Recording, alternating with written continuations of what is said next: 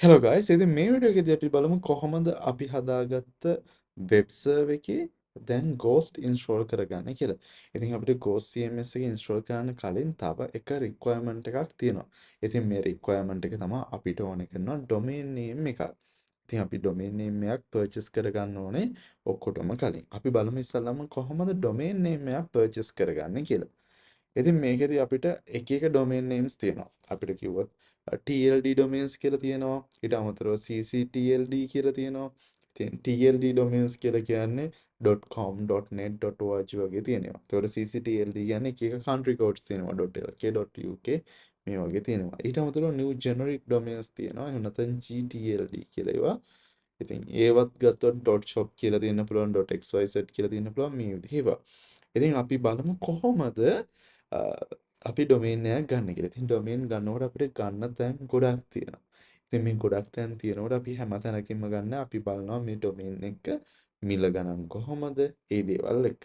මොකද domain name එකක් අපිට පර්චේස් කරනකොට මාස 12කට එහෙම නැත්නම් දින 365කට අපි යම්කිසි මුදලක් ගෙවලා තමයි ඩොමේන් නේම් එක පර්චේස් කරන්න ඕනේ. ඊට පස්සේ දින 365කට පස්සේ අපි ආපහු ඒ ඩොමේන් එකට නියමිත මුදලක් පේ කරලා ඒක රිනියු කරගන්න පුළුවන්. එතකොට ඒ ගත්ත තැනින්ම හෝ වෙනත් තැනකට ඩොමේන් එක දාලා රිනියු කරගන්න හැකියාව තියෙනවා. හරි. අපි ඩොමේන් නේම්ස් ගන්නකොට මම සාමාන්‍යයෙන් ප්‍රායෝගිකව කරන දෙයක් තමයි TLD list කියලා වෙබ්සයිට් එකක් තියෙනවා. TLD list. ඉතින් මේ වෙබ්සයිට් එකට ගිහිල්ලා බලපුවම අපිට බලා ගන්න පුළුවන් එක එක domain extensions තියෙනවා. .com තියෙනවා, .net, .co, .org, .xyz මේ වගේ තියෙනවා. ඉතින් මේකෙදි ඊට පස්සේ අපිට පුළුවන් මෙතන cheap setම registration එක මොකක්ද කියලා බලන්න. ඒතර දැන් තියෙන විදිහට .shop කියන domain එක තමයි අපිට අඩුම මුදලකට ගන්න තියෙන්නේ. නමුත් ඒකේ බලන්න ඕන දෙයක් තියෙනවා. මොකද්ද? මේක renew කරද්දී සාමාන්‍යයෙන් $23ක් විතර යනවා කියලා තියෙනවා. හරි. ඒතර අවුරුද්දකට පස්සේ වෙන ගාන ගැන කන්සිඩර් කරලා ගන්න ඕනේ. නමුත් මම මෙතෙන්දී ඔයාලට මේ වීඩියෝ එකට පෙන්වන්න ඕන නිසා .shop domain එකක් ගන්න. අපි .shop කියන domain එක ඇතුළට ගියපුවම මෙතන TLD list එකේ TLD වල shop කියන එක ඇතුළට එනවා. ඊට පස්සේ අපිට ආයෙසරයක් බලන්න පුළුවන් මේකේ cheapම registration එක ගණන් අඩුම තියෙන registration එක මොකක්ද කියලා. renew price එක බලා ගන්න පුළුවන්. renew එක ගණන් අඩුවෙන්ම තියෙන්නේ කොහෙද කියලා හොයාගන්නත් පුළුවන්. ඊට අමතරව මෙතන who is privacy එක තියෙනවද කියලා බලන්න ඕනේ. මේක $0 වෙලා තියෙන්න ඕනේ. මොකද ඒකට හේතුව තමයි who is data protection එක වැදගත් වෙනවා මේ වෙනකොට. මොකද අපි domain වල ඇත්තටම ගන්න domain වලදී අපි ඒකට real details දානවා. එතකොට අපේ real details publicly available වෙන එක හැමෝටම එච්චර suitable නැහැ. ඉතින් ඒක නිසා who is protection එක available domains විතරක් ගන්න ඕනේ. සාමාන්‍ය නමුත් ඔයාලා CT CCLTD ගන්නකොට එහෙම නැත්නම් country code level domains ගන්නකොට .lk වෙන්න පුළුවන් .au වෙන්න පුළුවන් .co.uk වෙන්න පුළුවන්. ඔයාලගේ whois එක ගොඩක් වෙලාවට protect වෙන්නේ නැහැ. ඒ government වල තියෙන දේවල් එක්ක ඔයාලට සිද්ධ වෙනවා whois එක නැතුව use කරන්න. හරි. ඉතින් අපි මේකෙදි domain name එක ගන්න spaceship එකෙන්. ඉතින් spaceship කියලා කියන්නේ අලුතෙන් ටිකක් recently launch වෙච්ච campaign එකක් spaceship කියන එක. ඔයාලට search කරලා බලන්න පුළුවන්. ඉතින් මෙතන spaceship.com කියලා වගේ search කරන්න. එතකොට ඔයාලට සාමාන්‍යයෙන් detail ටිකක් හොයාගන්න පුළුවන් මේ spaceship කියන එක ගැන. මේක ඇවිල්ලා name cheap එක parent company එක විදිහට තියෙනවා කියලා තමයි තියෙන්නේ. මම හොයාගත්ත විදිහට. ඉතින් නමුත් හොඳ domain names purchase කරන හොඳ site එක තමයි spaceship. දැන් ගොඩාක් domain names වලට ඒ කට්ටිය ගොඩක් ලොකු promotions දෙනවා. දැන් මේ අපි ගත්තේ .shop කියන එකනේ.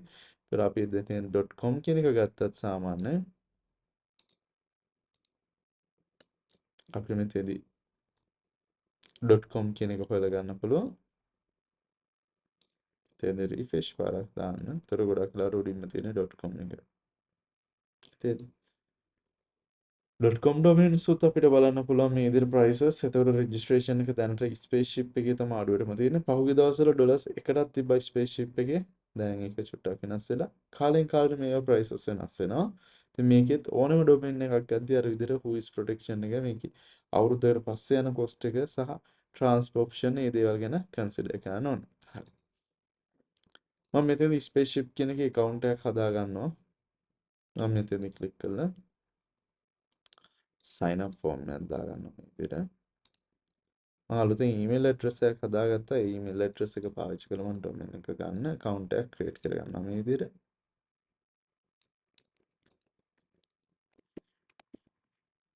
ඊට පස්සේ මම මෙතෙන් දාන්න මේක user name එක විදිහට.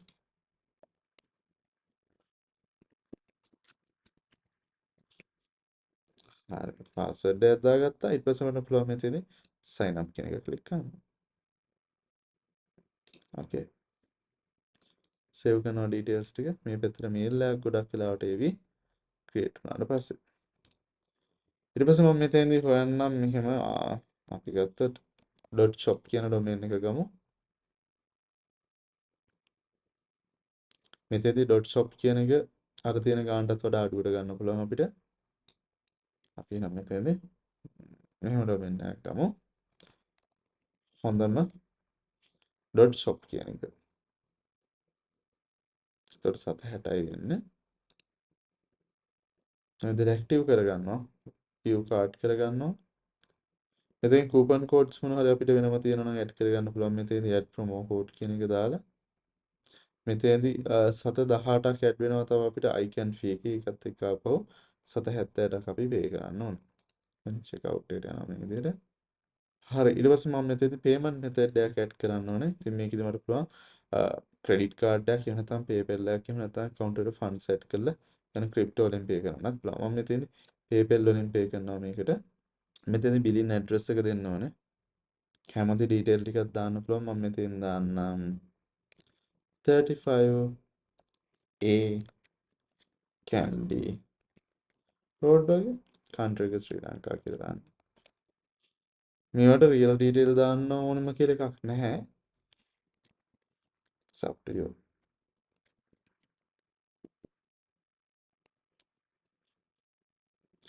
ෆෝන් නම්බර් එක ඔයාලට දෙන්න පුළුවන් මෙතනදී. මම මෙතනදී public තියෙන ෆෝන් නම්බර් එක දානවා. ඒ ටික හරි save කරවුවා මේ details ටික. මෙතනදී නමට තියෙන්න බෑ numbers මම මෙතෙන් දාන්නම්. මේ විදිහ මොකක් හරි එකක්.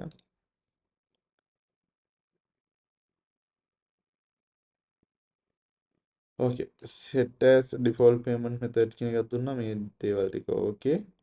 domain name එක තියෙනවා. close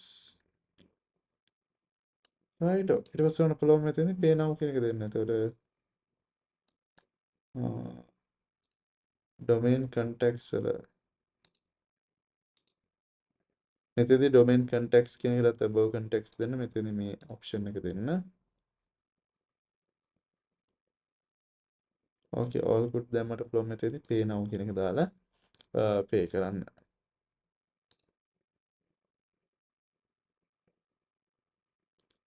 okay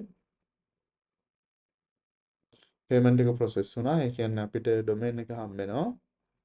one item processed. nice okay. දැන් මෙන්න මෙතනදී අපිට එල්ල තියෙන order summary එක. තමතර access action required කියලා එකක් එල්ල තියෙනවා. අපේ email address එක verify කරන්න කියලා. අපි ඒක verify කරගමු මේ විදිහට. okay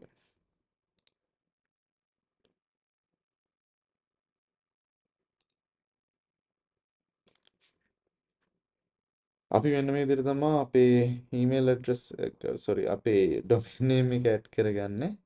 ඉතින් මේකෙදී අපිට launchpad කියන එකට ගිහිල්ලා බලන්නත් පුළුවන්. මෙතන notification එකක් තියෙනවා. ඒකත් බලන්නත් පුළුවන්. ඉතින් මේක චුට්ටක් වෙනස් විදිහට තියෙන්නේ. okay ඔක්කොම ටික හරි. හරි අපි domain name එකක් purchase කරගත්තා. ඊට පස්සේ අපිට ඕනේ කරනවා Cloudflare account එකක් හදාගන්න. අපි ඒකත් මේකෙම හදාගමු. cloudflare.com කියන එකට ගියා. sign up form එක ක්ලික් කරවුවා. අපේ email address එක ගත්තා.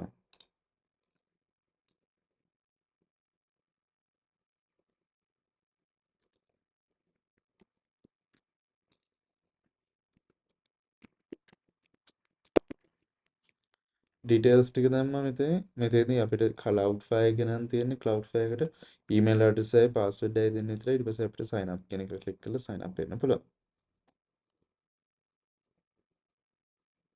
ටික save කරනවා මෙහෙම.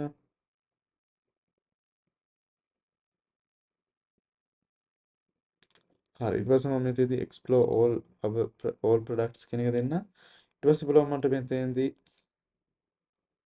websites කියන එක ක්ලික් කරන්න. ඊට පස්සේ add a website කියලා තියෙනවා. නැත්නම් මෙතන get started කියන එක දෙන්නත් පුළුවන්.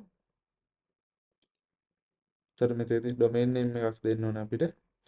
අපි දැන් මෙතනදී ගත්ත domain name එක බලන්න පුළුවන් මෙතන launchpad කියන එක උඩ ක්ලික් කරන්න මෙහෙම. ඊට පස්සේ මෙතන තියෙනවා domain portfolio කියලා එකක්. ඒක ක්ලික් කරන්න.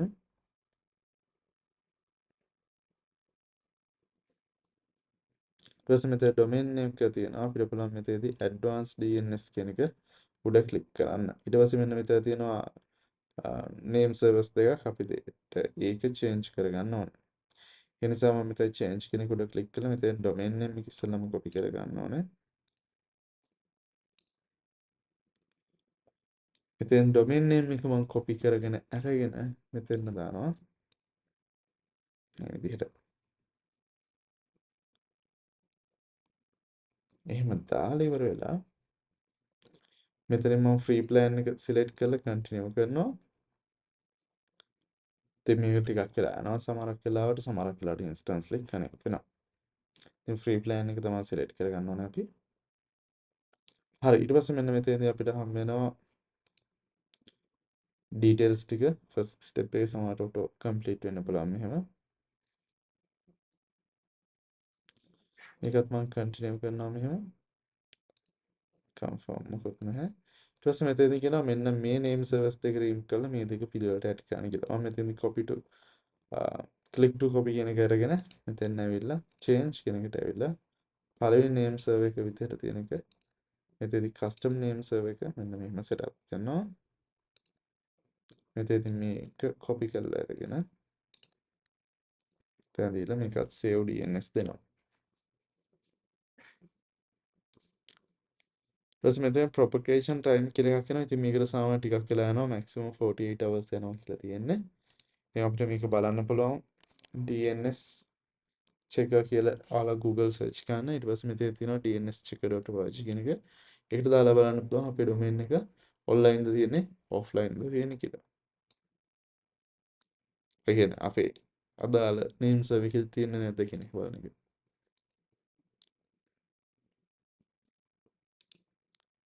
අපි මෙතන මුකුත් දාලා නැහැ. ඉතින් මම මෙතනදී ns කියන එක විතරයි දාලා බලන්නේ.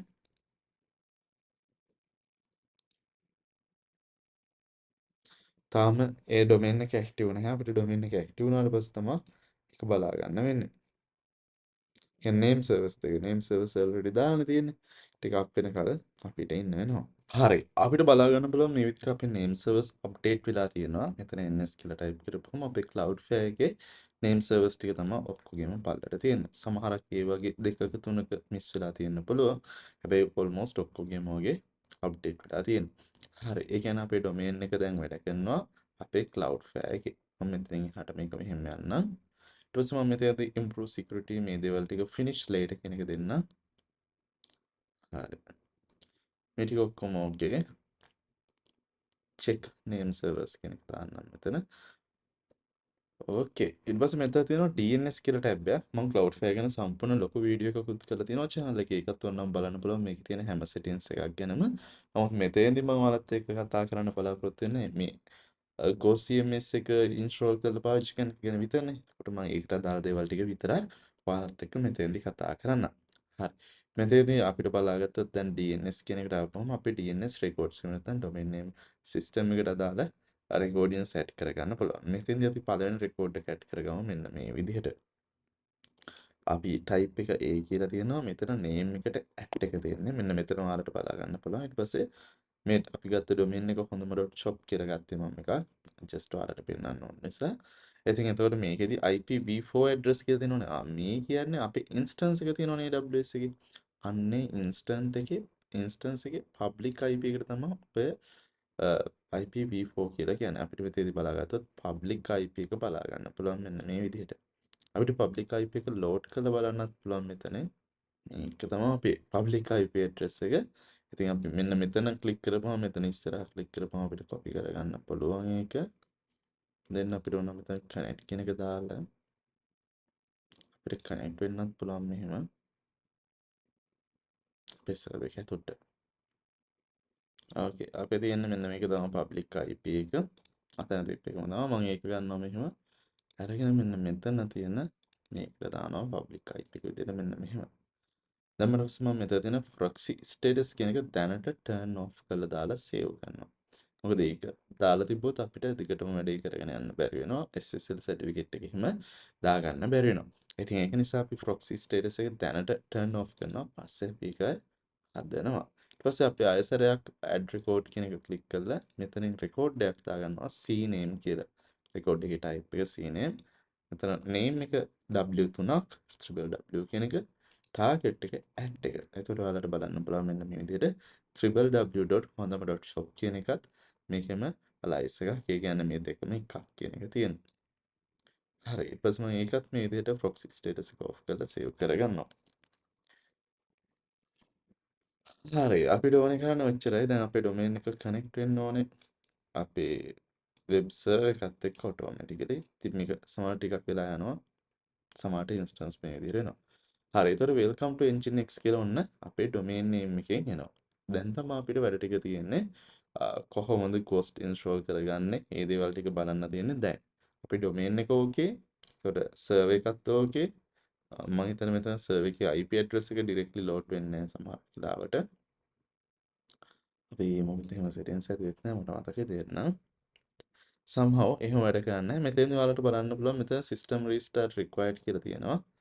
ඉතින් මේ වගේ එකකදී ඔයාලට restart කරන්න පුළුවන් system එක. මෙතෙන්දී AWS එකේදී අපිට reboot කියන command එක එහෙම ගෙවුවට restart වෙන්නේ නැහැ server එක. එතකොට ඔයාලට පුළුවන් මෙතන instant stage එකට ඇවිල්ලා මෙතන reboot කරන්න instant එක. හැබැයි තියෙන ප්‍රශ්නේ තමයි මෙතන reboot කරපුවාම සමහරක් වෙලාවට ඔයාට ආපහු manually start කරන්න වෙනවා nginx එක, MySQL එක වගේ දේවල් ටික. ඉතින් ඒක තමයි case එක.